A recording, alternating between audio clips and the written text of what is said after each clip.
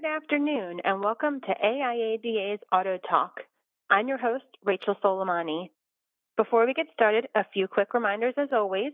Anyone that is registered for today's program will be receiving a copy by the end of this week. And if you have any questions, feel free to enter them into the Q&A bar in the lower right-hand side of your interface. Now, please join me in welcoming Daniel Garces. Dan is Senior Vice President and Director of Acquisitions at Capital Automotive. And Capital Automotive just so happens to be one of our newest affinity partners.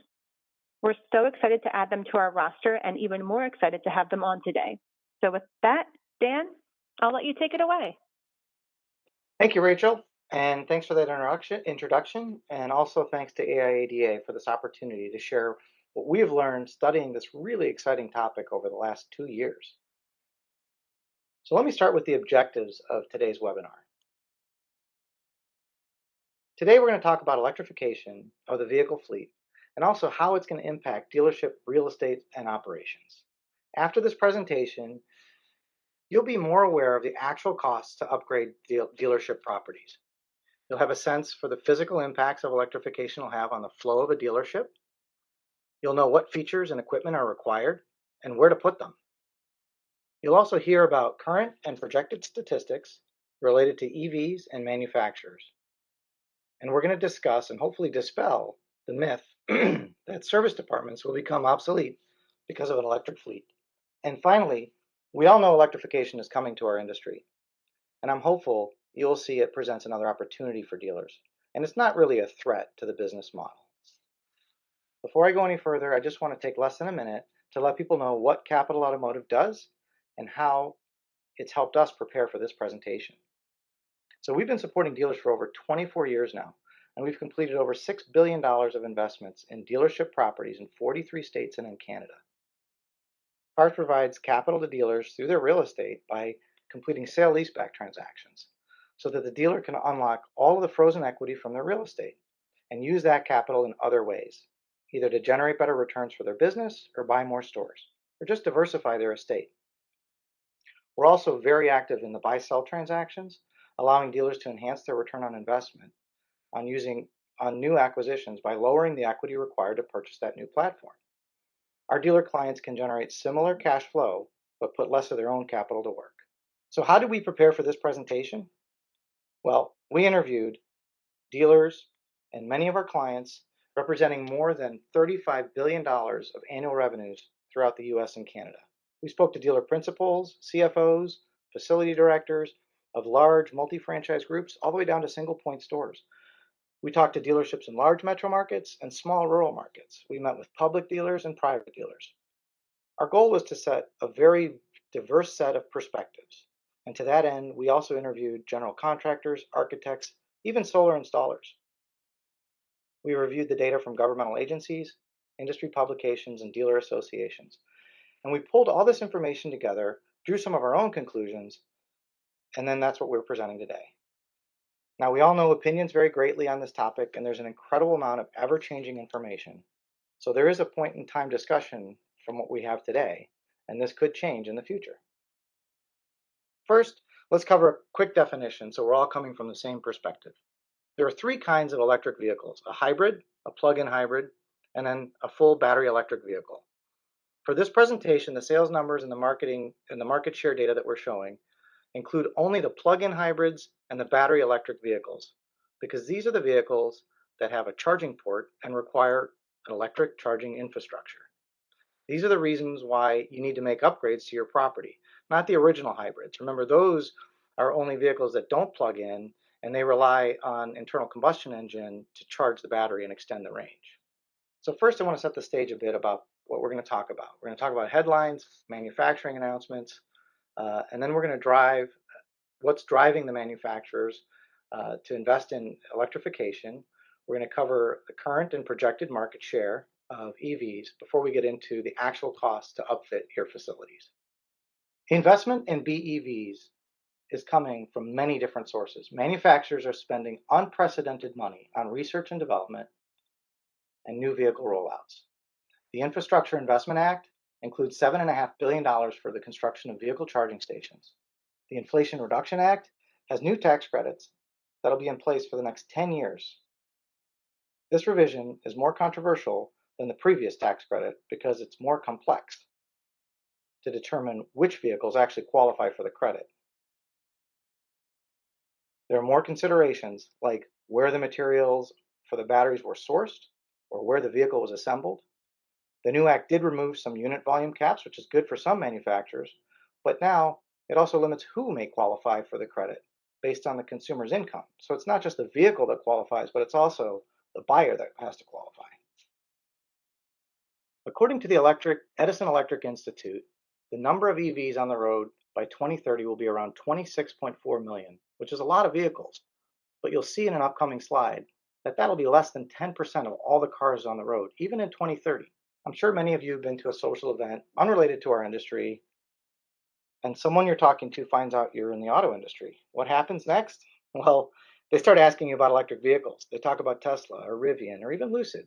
They make comments about the legacy manufacturers and their EV products. Why is this becoming such a discussed topic at so many levels? Well, not a day goes by where we don't see headlines about EVs. We can't read all these headlines that are on this page today.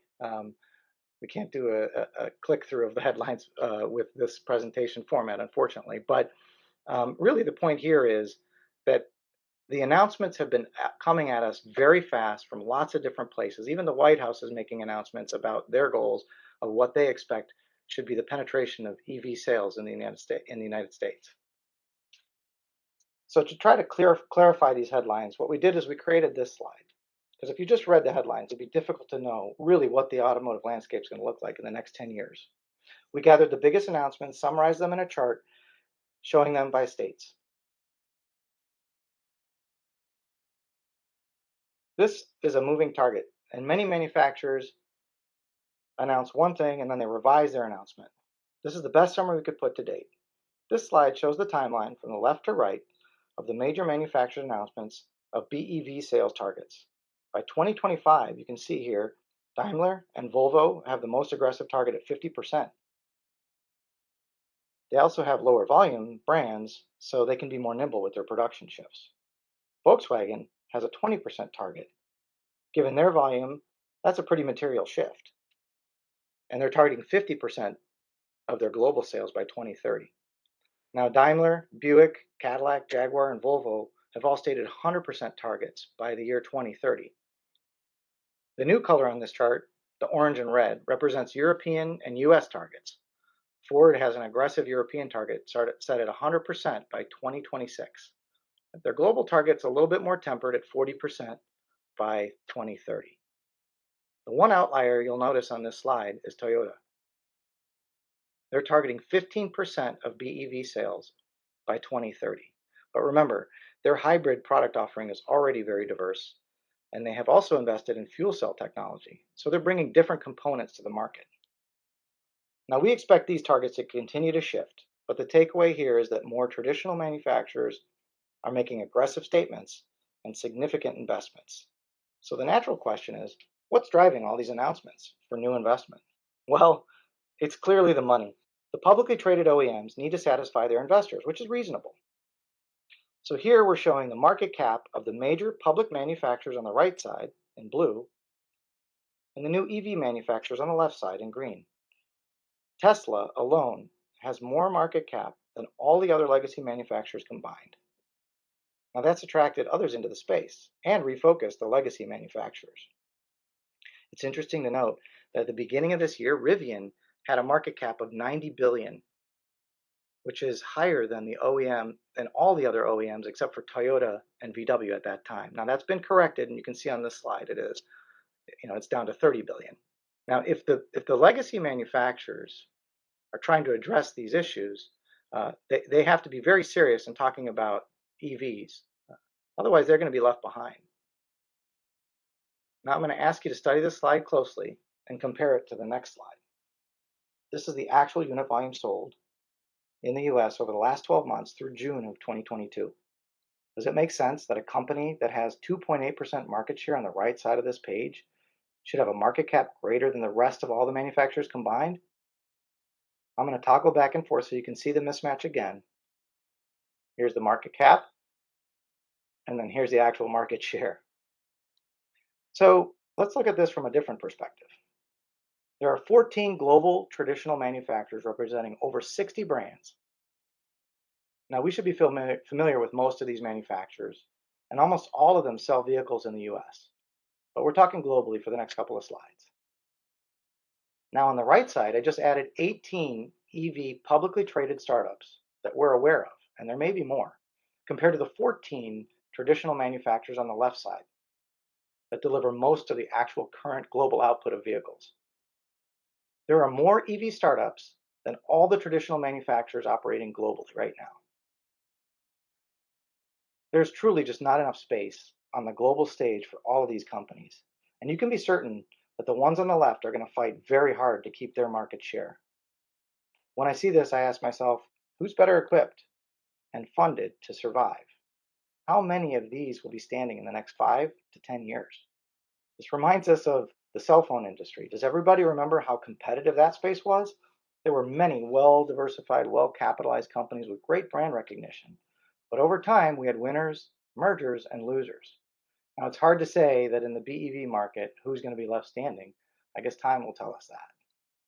So in October of 2020, Automotive News had a headline that said 100 BEVs are heading to the US by 2024.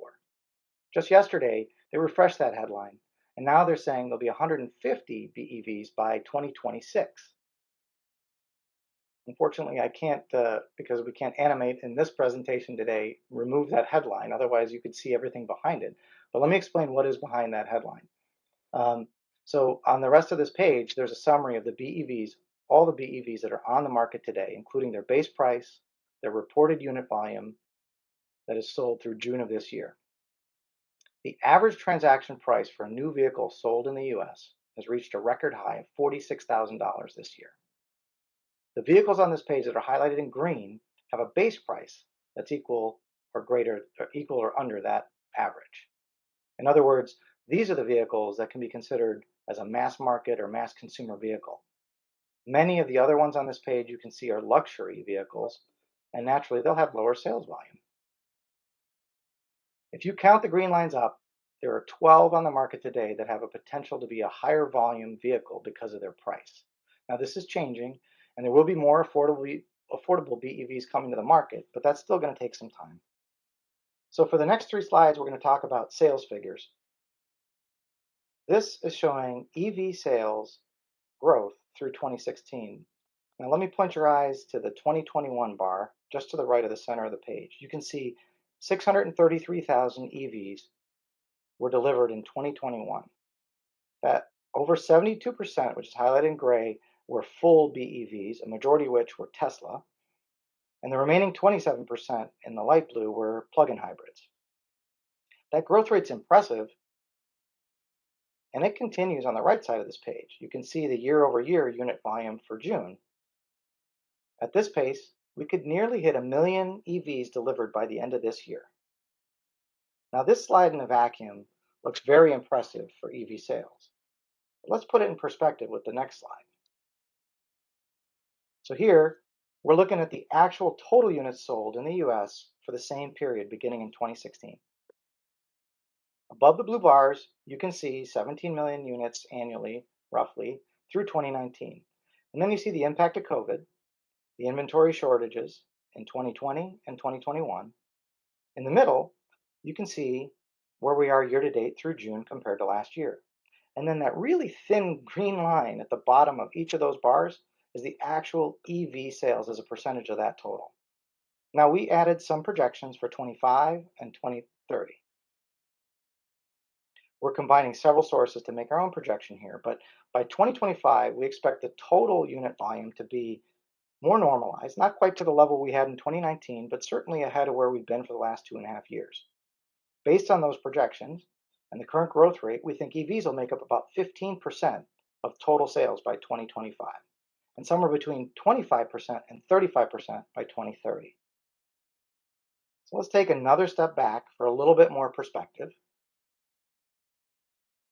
So this is showing the total car park, or units on the road, year over year, from 2014 through 2021.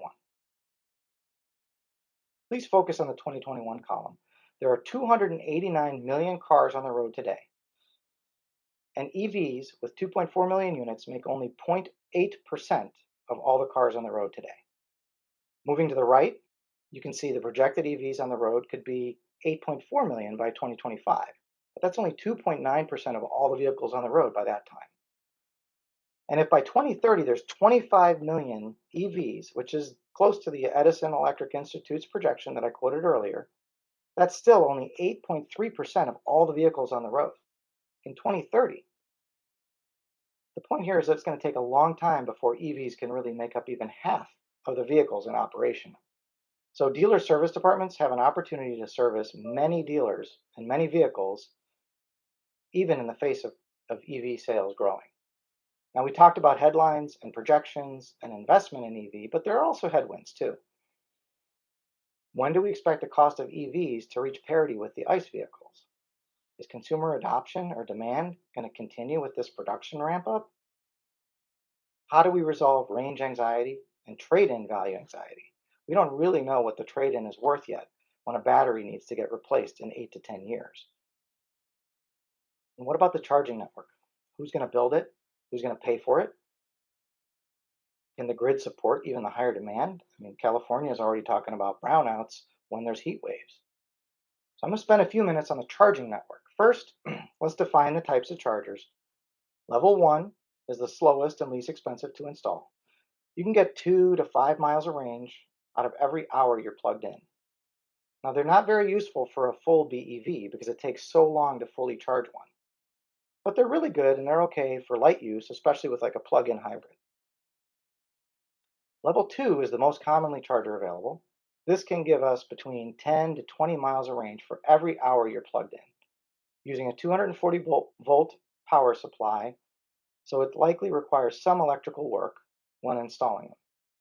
But installation is generally affordable, and unless you need to run significant power upgrades, it's really not going to cost that much to put them in your dealership. Many BEV owners upfit their own garages with a level 2 charger. And this is also what you see most commonly at the dealerships today. Now, the level 3, the direct current or the fast chargers, Tesla calls them superchargers, these are the most expensive. They typically are only ones that you see in commercial applications.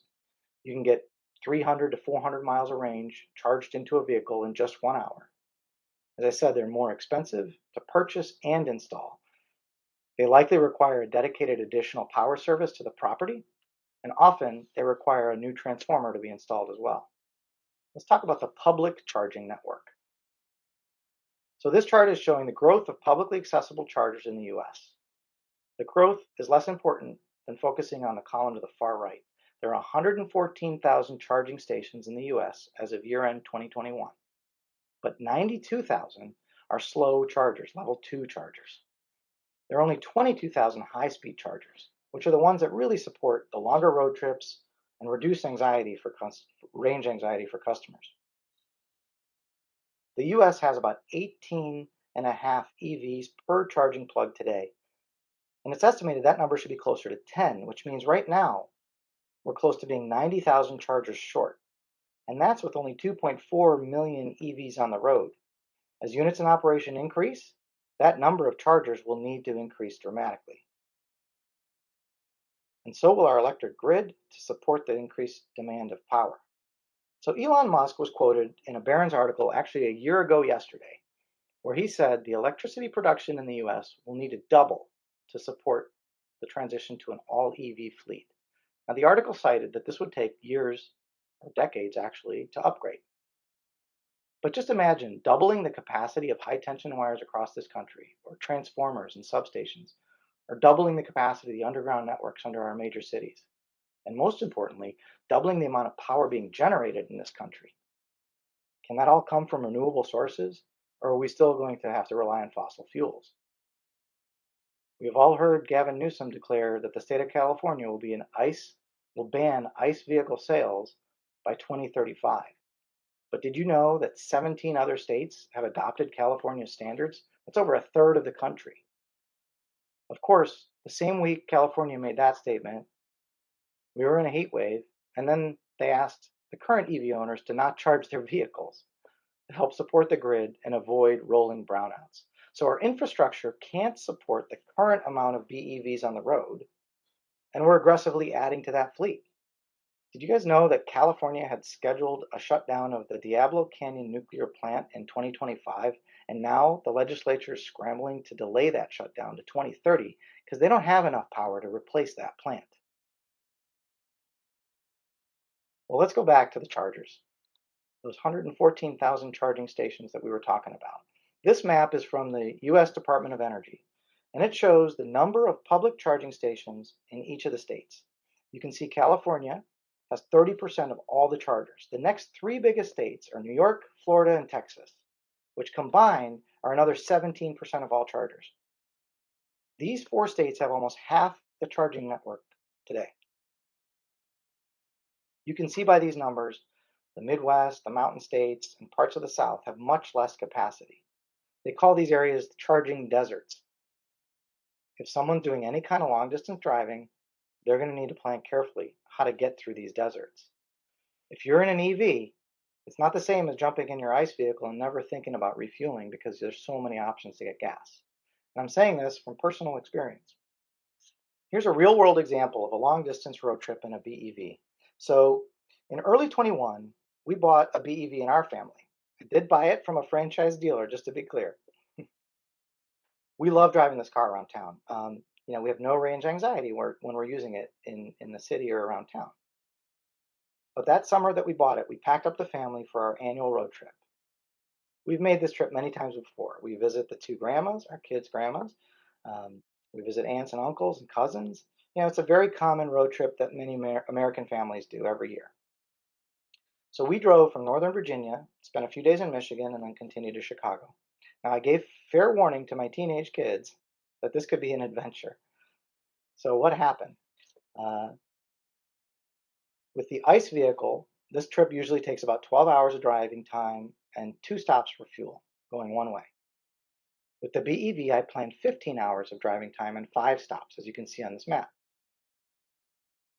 Well, the actual BEV results was 22 hours of driving time and 6 stops and 2 detours. It almost doubled the time that I would have taken in an ICE vehicle. So what happened? The first charge, we had no problems. We were feeling good. I've never used a high-speed charger before. My wife had, but I hadn't done it yet. And I thought it was really cool. After we did the first stop, it worked great. The second charge, as we were driving, the app tells us that the next planned stop, all the chargers just went offline. So we scrambled. We started searching for charging alternatives right off the highway.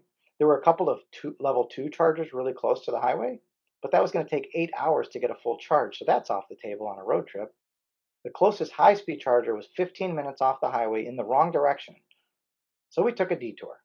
We went 15 minutes the wrong way, charged for 30 minutes, 15 minutes back. We burned an hour and advanced no miles on our trip. And that wasn't terrible. I could live with a small detour that killed an hour of my trip, but it was a little stressful. And I don't know how I would feel if I had a young family in the car. At least my kids were able to keep themselves entertained during that time. The biggest problem we had was on stop number 4. We're at the service plaza on the Ohio toll road, and there's 6 charging stations. I got an error message on each one of them when I plugged in.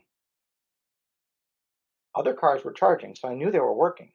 I called the help support line for the charging network, and they said they couldn't detect any issue over the phone. They had no technicians on site, and it could be a few hours before somebody would arrive. Now it's 95 degrees outside. I have our dog in the car too. The dog is panting. The kids are frustrated. I'm freaking out inside. What are we going to do if we get stranded here on the toll road? Another BEV of the same model as mine pulls in, successfully connects to their charger. And I realize the issue is not with my charger, it's with my vehicle. So I call roadside assistance to the manufacturer. And they tell me the closest dealer is 25 miles away. Now I had 35 miles of range left, luckily, so we decided let's just drive there and see if we can get it serviced right away. We get to the dealership, the service department's closed on Saturdays. There are no technicians available. The salesman was very nice. He offered to take our car around to the back. He said they had a level 2 charger in the back. So just to see if the car will take a charge, we took it back there and it worked. We started charging at the level 2 charger. Now, we had to wait about 3.5 hours at this slow charging speed to get enough range to make it to my mother-in-law's house. So here we are in the showroom of the dealership, waiting for 3.5 hours with our dog, 2 kids, my wife, and we're just hanging out in their waiting room at the dealership. Now, the employees couldn't have been nicer. They were very, very welcoming of us, but I'm sure they didn't really want us there taking up space in their dealership.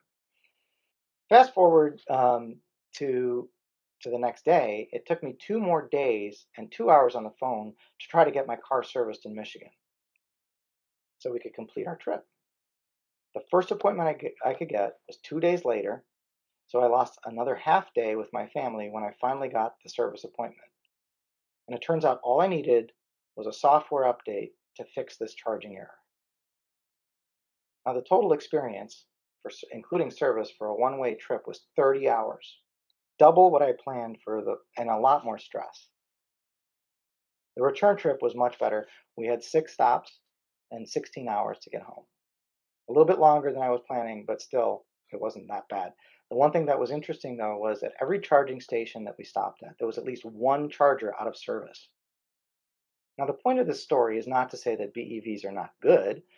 It's really just to highlight that this is such a new technology and our infrastructure is years away from being ready for mass market adoption.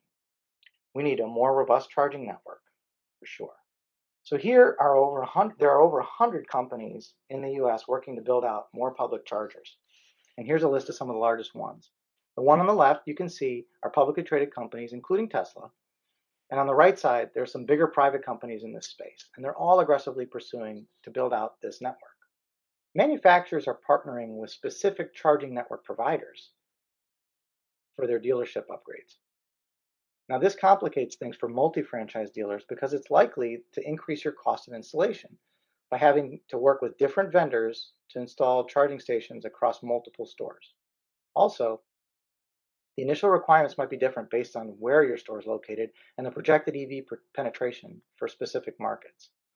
Now, the last point on this slide is that this equipment that you're installing today eventually will become outdated. And we don't know how quickly that's going to happen because the technology is changing so rapidly. We've already read about development of chargers that claim to be able to charge 4 vehicles at once in 15 minutes. There are companies that are working on wireless charging, similar to how you charge your phone today. So after you spend all this money and install a high-speed level 3 charger with a heavy cable that has to plug into the vehicle, how long will it be before you're asked to install the wireless charger pads in the parking spaces so that your customers don't have to plug in? That's a good segue to talk about the actual costs of some of the features that you'll need to install just to meet the minimum standards for the manufacturer's requirements.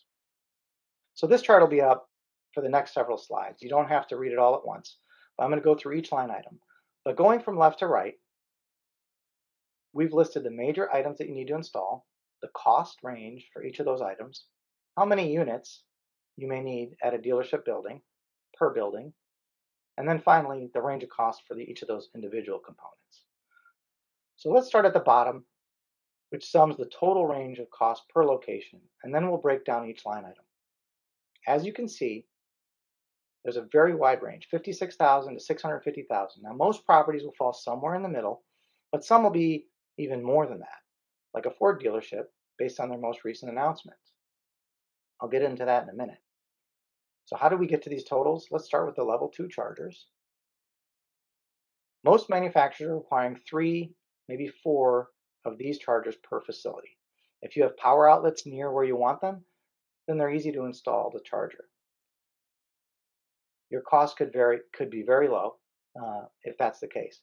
But if you need to run lines into your building or underground, or if you must update your electrical panels or install freestanding chargers in a parking lot, this will cause your cost to be on the higher end of the range. Now, level 3 chargers, until recently, we've only seen Porsche require this kind of a charger. But just last week, Ford announced to their dealers that they must install 3 of these chargers and even make one of them available to the public for charging, even if they're not Ford customers. These are much more expensive to purchase and to install. Oftentimes, they require utility upgrades to the property. And you can see in the picture on the left, this is from one of our clients. That's a transformer unit that was needed to power this kind of a charger. It takes up an entire parking space on the property. Now this picture in the middle is the charging plug, the charging plug that plugs into the vehicle. Now it may be hard to notice but in this picture, but the cable is even larger than a hose on a gas pump. These are insulated cables that are and they're needed to shield the heat that's generated by this intense power that's going through the cable. Next is the EV lifts.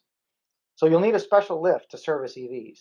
They're generally bigger because EVs weigh more than their ICE counterparts, and they're a little wider than a standard lift. Some have an elevator system that allow the technicians to safely remove the battery and lower it into the ground or raise it back up to reinstall it. Now, traditional in-ground lifts wouldn't allow you to remove the batteries because they limit your access. A new BEV lift can cost somewhere between $20,000 to $30,000 per lift. Now, you might only need one or two as the initial investment, but as more units in operation increase, you're going to have to increase your BEV lifts.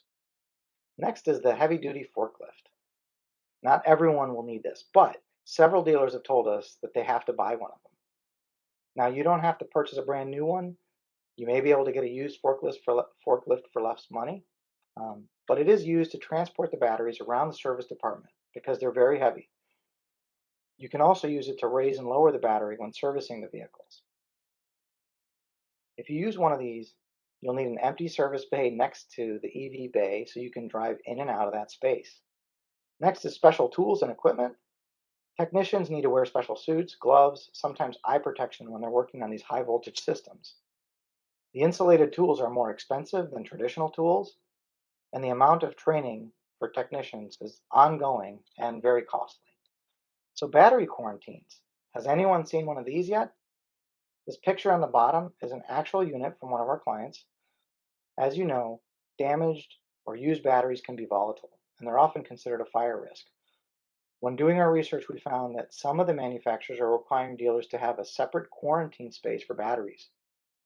Now, the quarantine can't be in your facility. It has to be detached from your building.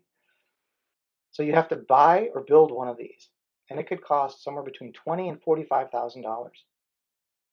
The contractor we spoke to said that they had to design and build a cinder block and concrete unit for their dealer client to meet local zoning requirements. And finally, you may need to increase your electric infrastructure at the property. Now this is the transformer I showed you earlier from the level 3 direct current charger. The drawing on the right came from a client who gave us permission to share this. Along the side and the back of the dealership, you can see where they had to install the transformer. So first I'm going to zoom in on the bottom half of this picture.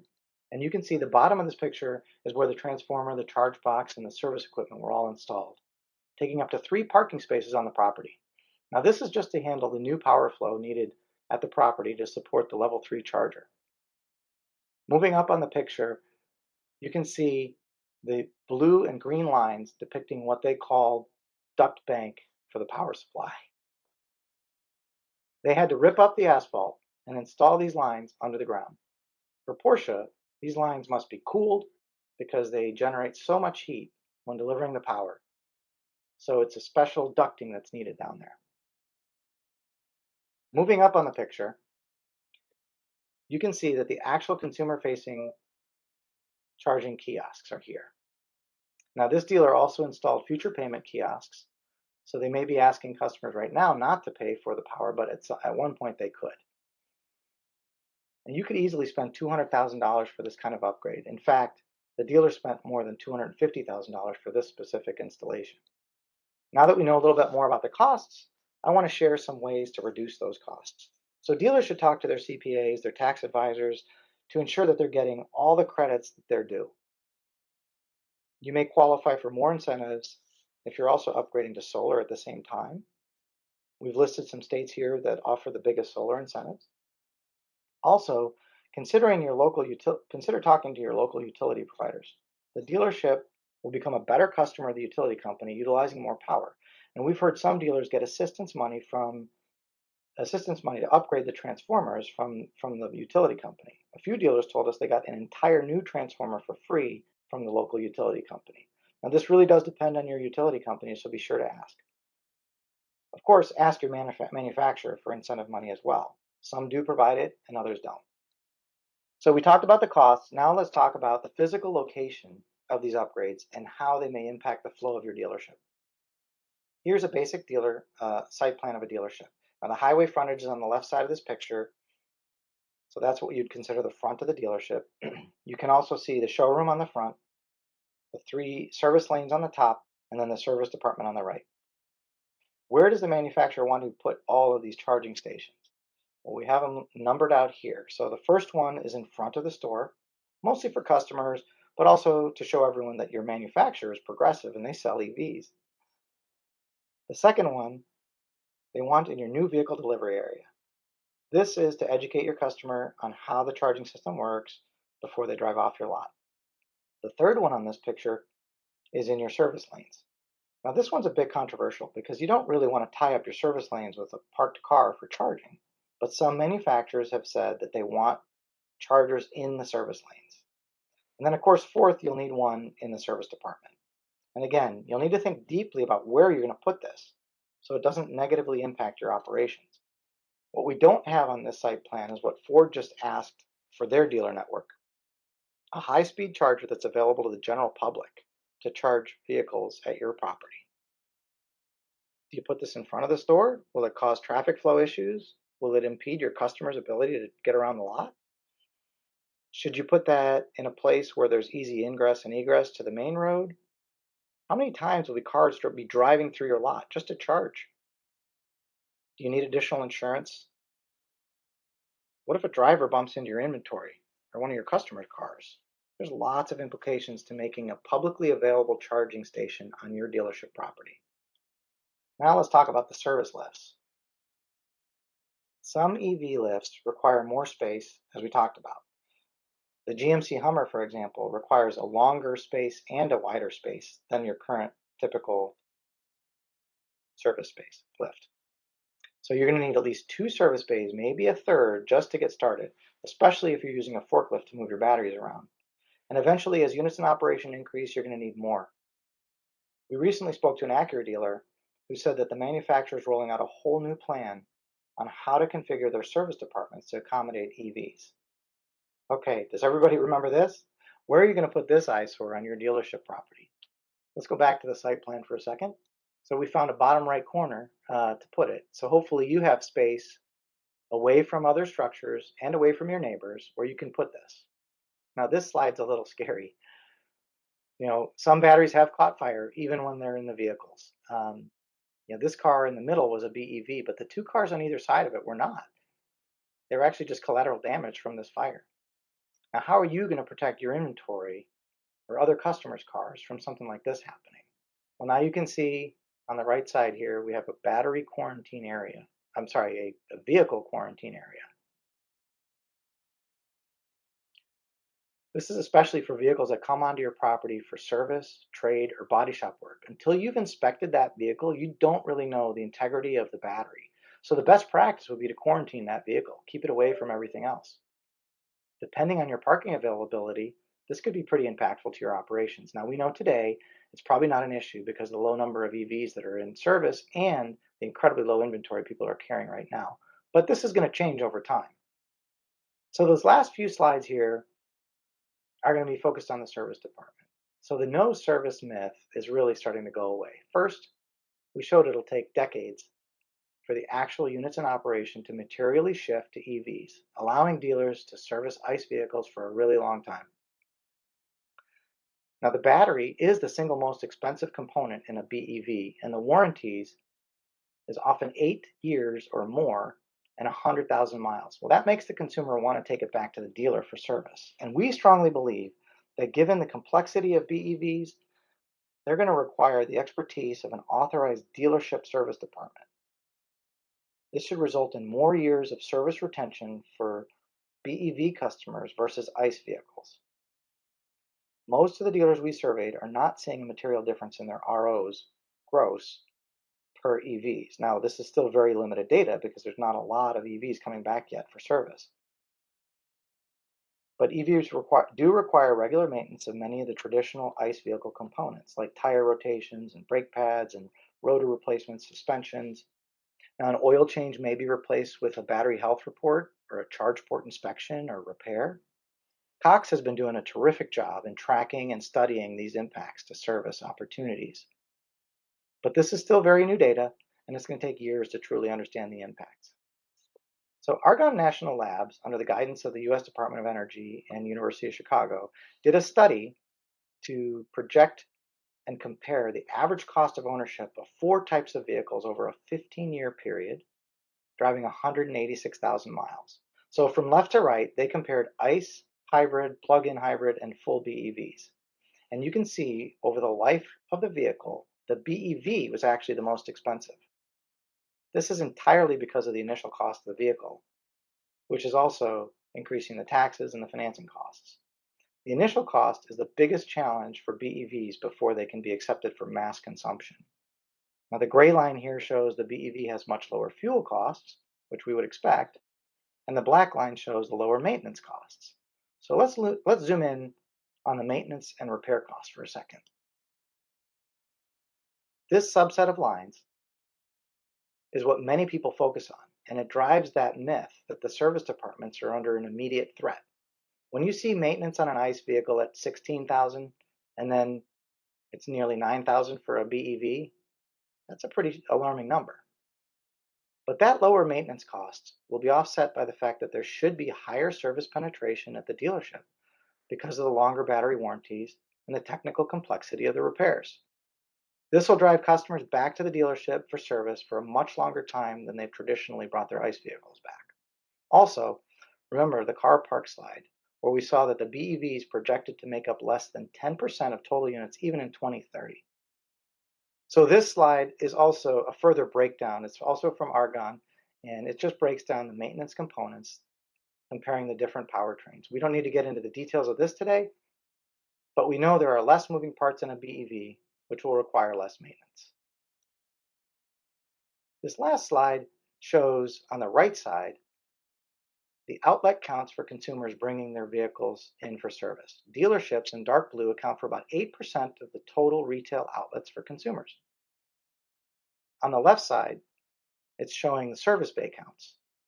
Dealers have 25% of the service bays. The opportunity and capacity is there for dealers. And it's not just to retain service business, but it's also to significantly grow their service departments. So wrapping things up, we learned that there's a lot of money, real money, being committed to BEVs. There's some hype, some posturing by the traditional manufacturers to defend against market pressures.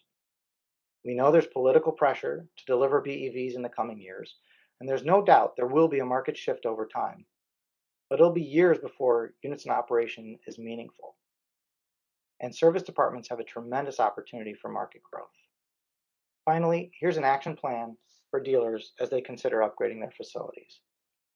Remember to fully vet the quotes by the manufacturers and their preferred third parties to install EV infrastructure into your property. Consider contracting the work independently to save some costs. Think deeply about the locations of the chargers and how they may impact the flow within your dealership. And also future-proof your plans for EV expansion, because what you put in now is going to have to get expanded again in the future. Determine battery quarantine best practices and associated infrastructure needs. Be prepared for regulation surrounding the handling of batteries, by the way, too.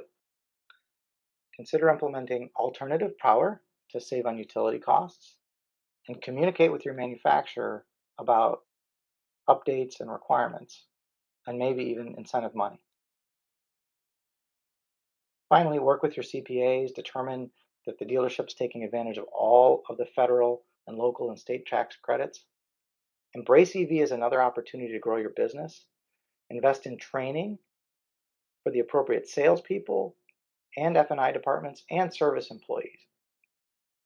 And then finally, track operational activities related to EVs to make sure you're aware of the sales and service margins, lease penetration, service retention, F&I products, and customer loyalty, and other key metrics of a BEV buyer. They may be different than your traditional ICE buyer, and you may have other opportunities to sell products to those buyers. Again, Thank you, AIADA, for having us present this webinar. Thanks to everyone that's taken the time out of your busy day to listen.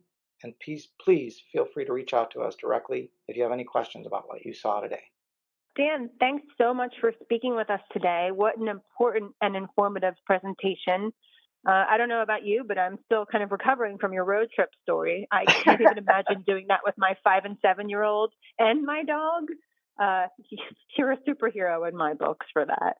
Well, we didn't do it again this year, just to be clear. You need a year to recover. Yep. Again, to those on the line, you'll be receiving a copy of this webinar by the end of this week. Join me back here a week from today, Tuesday, October 11th at 2 p.m. Eastern, as we bring back our used car super session. For more information about AIADA, visit aiada.org. Thanks for tuning in, and have a great day, everyone.